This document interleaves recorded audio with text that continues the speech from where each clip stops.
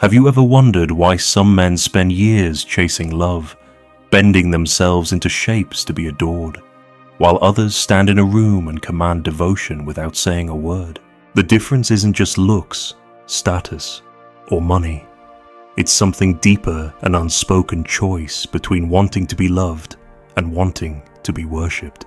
And here's the twist: women know exactly which one you're after, and they adjust their behavior accordingly. The truth is, when you chase being loved, you become agreeable, soft-edged, safe. When you command worship, you become an anchor in her emotional storm, someone she can't ignore, someone who shapes her world without bending to it. Imagine you're with a woman who says all the right things.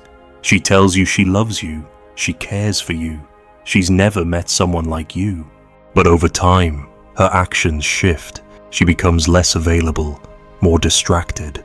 She starts to test you not in the obvious, playful way, but in the way that subtly measures if you'll break your own rules for her. If you're in love mode, you'll think, if I just try harder, she'll feel secure again. So you call more often, you plan more dates, you put in more emotional labor, and in doing so, you confirm her suspicion you're willing to trade your power for her comfort. That's when her respect starts to erode, and with it, her attraction. You've seen it before, maybe in your own life. The guy who was magnetic at the start, who had boundaries, who made her wonder about him, slowly becoming predictable, available, and reactive. At first, she adored him. Later, she tolerated him. Finally, she barely noticed him. And he's left asking himself what went wrong, unaware that the answer was in the shift from being a man who inspires worship to a man who seeks love like oxygen. Worship, in the romantic sense, isn't about dominance in the cartoonish sense. It's about presence. A man who commands worship doesn't need constant reassurance, doesn't over-explain, doesn't try to win favor. He sets the frame of the relationship and lives inside it. If she fits within that frame, great. If not, he'll walk away without dramatics. That is the kind of man a woman will rearrange her schedule for, stay up late for, wait by the phone for, because she knows he is not endlessly available and that his attention has to be earned. Here's a field-tested tactic to feel the difference. Next time you sense her pulling away, do not immediately close the gap. Resist the urge to chase. Instead, pull back slightly more than she has. If she replies late, you reply later. If she's vague about plans, you become occupied. Not out of spite, but to signal that your attention is a currency she cannot take for granted. Watch how fast her curiosity returns when she realizes you are not orbiting her. There's a common manipulation pattern here, attention withdrawal. A woman will sometimes step back just to see how much you'll chase. If you're in love mode, you'll panic, interpret it as rejection, and start proving yourself. If you're in worship mode, you'll recognize it as a test and refuse to play by her rules. This isn't about games, it's about preserving the balance of power. By holding your center, you make it clear that she can't disrupt your emotional stability with silence or distance. Think about the last time you overinvested. Maybe you texted 3 times in a row when she didn't respond. Maybe you rearranged your plans because she suddenly became available. Maybe you gave up something important to meet her demand. And what did it get you? Probably not the gratitude you imagined. More often, it got you less respect. Overinvestment signals that her presence is more important than your own purpose. Once she senses that, the dynamic shifts permanently and usually not in your favor. To reverse it, you need to train a different instinct. Hold back just enough to see if she steps forward. If she doesn't, let the distance remain. This isn't coldness. This is clarity. You are not here to be filled up by her attention. You are here because you choose to be. And that choice can be revoked if the energy isn't mutual. It's a quiet, unspoken standard, and women feel it immediately. Most men won't admit it, but the desire to be loved comes from fear. Fear of being alone, fear of being unseen, fear of being unworthy.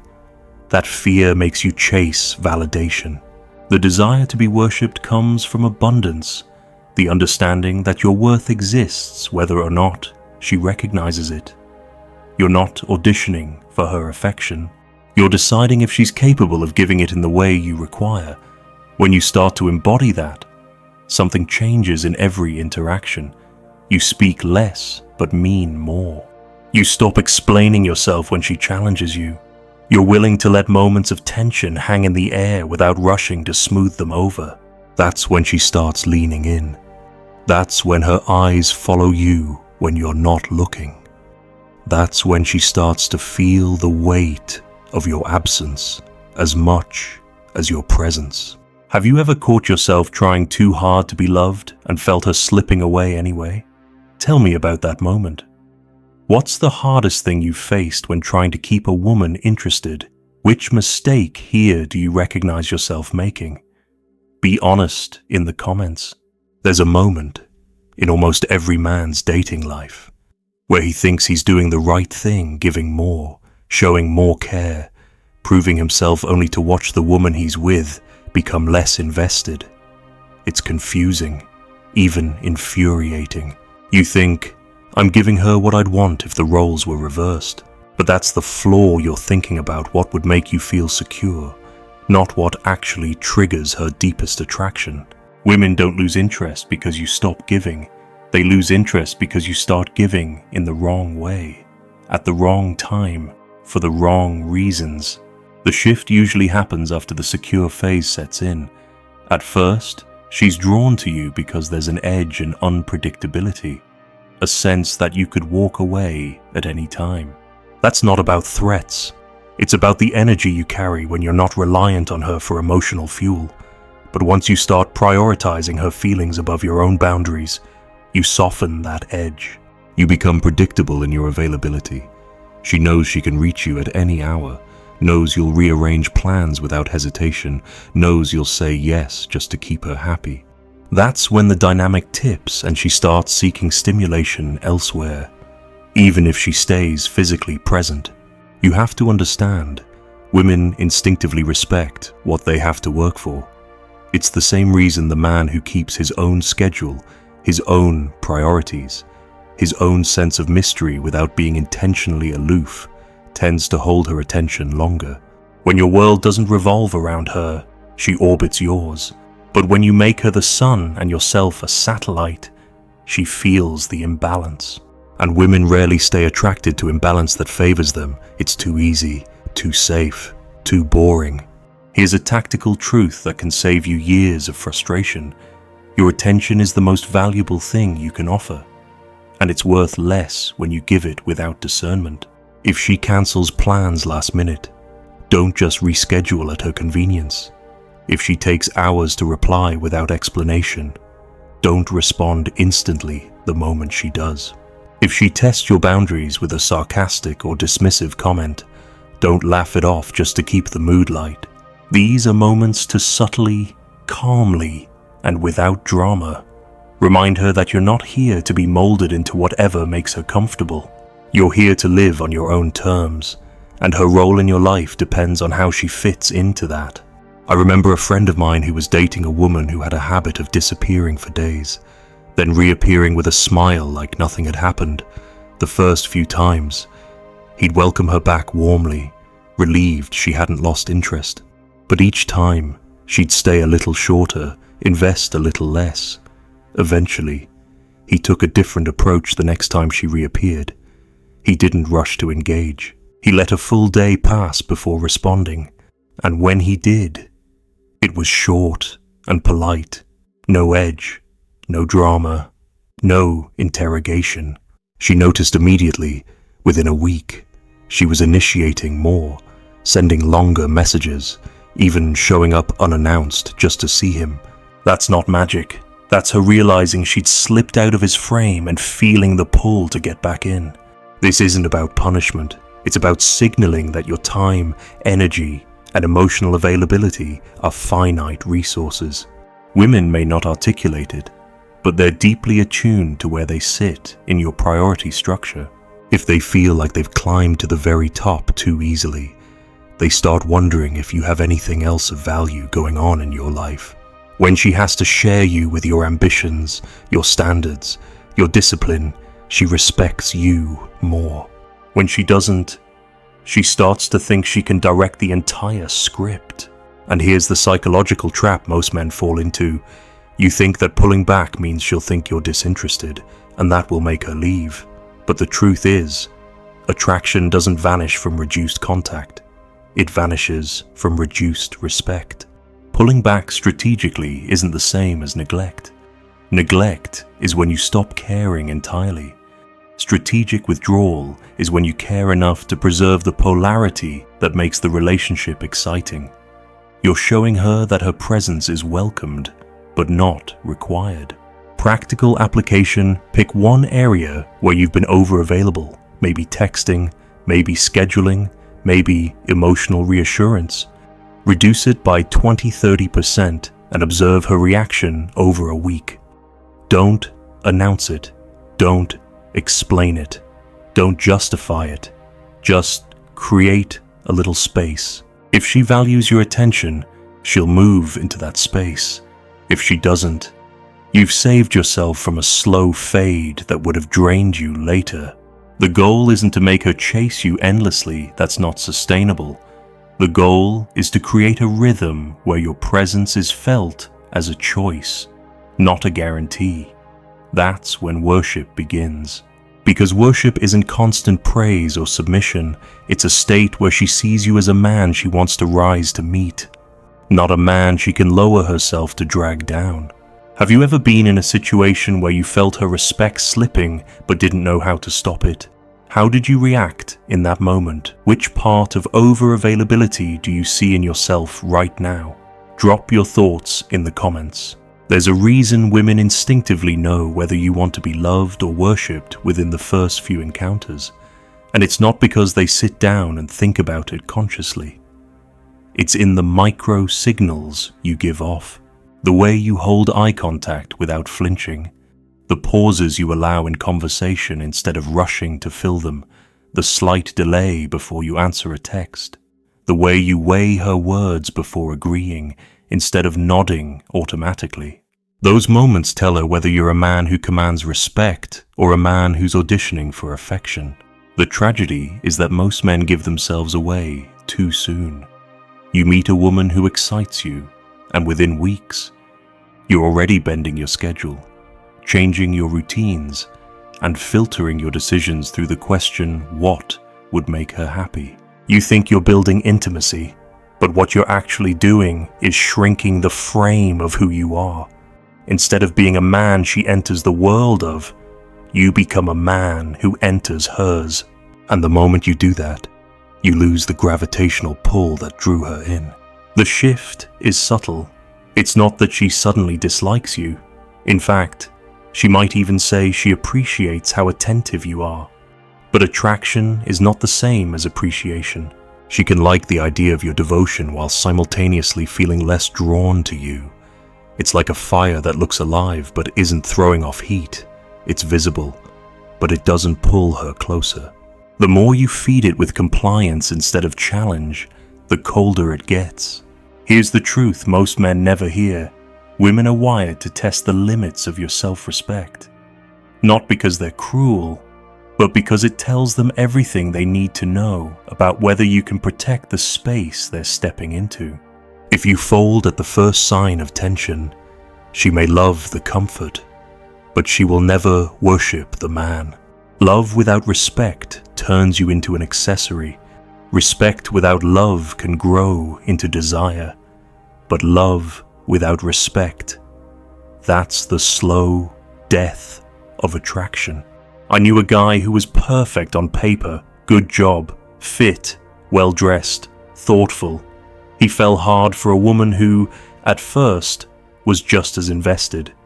But as time passed, she began subtly controlling the pace of their connection, cancelling plans last minute, texting less, showing up late without apology. His response was to reassure her constantly, telling her he understood, that he just wanted her to be happy. He thought he was showing unconditional love. What he was really showing was conditional self-respect, and once she saw that, her interest collapsed. Within a month, she was gone. The tactical move in situations like this isn't grand speeches or emotional confrontations. It's quiet, deliberate action. If she cancels, don't make yourself instantly available for the reschedule. If she starts taking you for granted, create an absence she can feel, not as revenge, as a reminder that your life doesn't pause for her. Women feel the difference between a man who's too proud to chase and a man who's too scared to stop.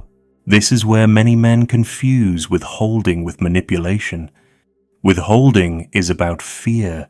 You're afraid to be generous because you might get hurt. Strategic absence is about abundance. You can give freely because you don't need the return to validate you, but you also know when to step back to protect the value of your presence. That's the line between being loved and being worshipped. One is constant availability. The other is earned moments. If you want a simple exercise to flip this dynamic, try this the next time you're tempted to initiate contact just to check in. Pause and ask yourself if there's a genuine reason. If there isn't, wait, not out of stubbornness, but because you're building the muscle of restraint. Every time you act from restraint instead of need, you reinforce in her mind that you are not driven by the fear of losing her, and paradoxically, that's when she feels the pull to come closer. This isn't just about dating, it's about the man you are in every area of life. A man who's willing to lose something rather than compromise his core becomes magnetic, not because he's trying to be mysterious, but because he's living from a place most people can't touch. The conviction that his worth is not negotiable. That's the man a woman can't stop thinking about when she's alone. That's the man she compares every other man to. That's the man she can't help but try to impress. Have you ever noticed a woman start testing you more once she knew you liked her? How did you handle it? Did you lean in harder or did you pull back? Be honest, which choice gave you the better result? Share your experience below. Most men think the battle is won once a woman says she loves them. They relax. They start thinking the work is over, that the chase is done. But what they don't realize is that this is exactly the point when a different game begins, the game of whether she'll keep respecting you. Because love without respect is fragile. It turns from desire into duty, from fire into routine. And once it becomes routine, you'll see her drift in ways that don't look dramatic at first, but they're the early signs that she's emotionally packing her bags. It starts with the small things. She laughs less at your jokes. She takes a little longer to reply. She starts talking about other people, co-workers, friends, even exes with more energy than she uses when talking about you. These aren't just coincidences, they're shifts in her emotional investment. And here's the dangerous part if you're in love mode. You'll feel these changes and think the solution is to double down on reassurance. You'll start buying gifts, planning surprises, or going out of your way to be extra accommodating. You think you're filling the gap, but in reality, you're widening it because the problem isn't that she feels unloved. The problem is that she no longer sees you as the man she can look up to. The men who keep a woman's worship don't respond to these shifts with panic. They respond with composure. They don't suddenly shower her with attention to win her back. Instead, they quietly redirect that energy into themselves, their work, their health, their purpose. And here's what's fascinating: when a woman senses that her slipping interest hasn't thrown you off your center, it forces her to reevaluate her own behavior. She starts asking herself, why isn't he chasing me like other men would? Why isn't he desperate to fix this instantly? That curiosity alone is often enough to pull her back in. You need to understand something critical in the psychological dynamic between men and women. Stability is more attractive than intensity. Yes, she'll enjoy the highs, the passion, the thrill, But what keeps her attached over time is the quiet confidence that you can't be easily moved. That's what makes her feel safe and excited at the same time. And that's what keeps you in the position of being worshipped instead of merely loved.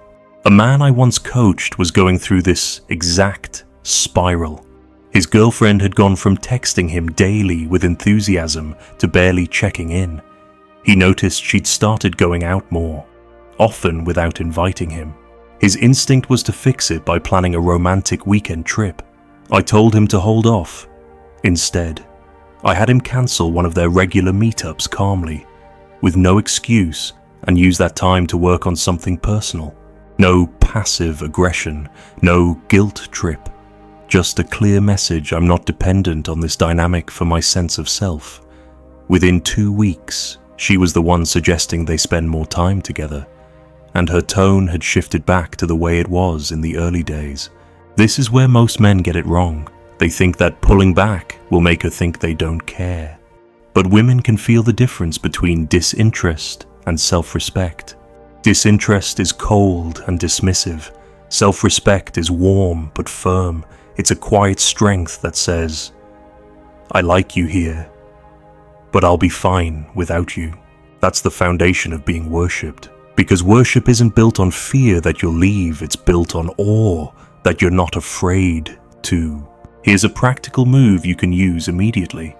The next time she gives you a subtle disrespect, maybe she interrupts you, makes a cutting joke at your expense, or dismisses your opinion, don't respond with irritation or silence. Look at her calmly, let the moment hang, and then continue the conversation on your terms. You're showing her, without drama, that you decide what deserves your energy. That lack of reactive emotion is a power few men ever master, and it's one of the clearest signals that you're not here to be molded by her moods. If you can live this consistently, something shifts permanently in how she sees you.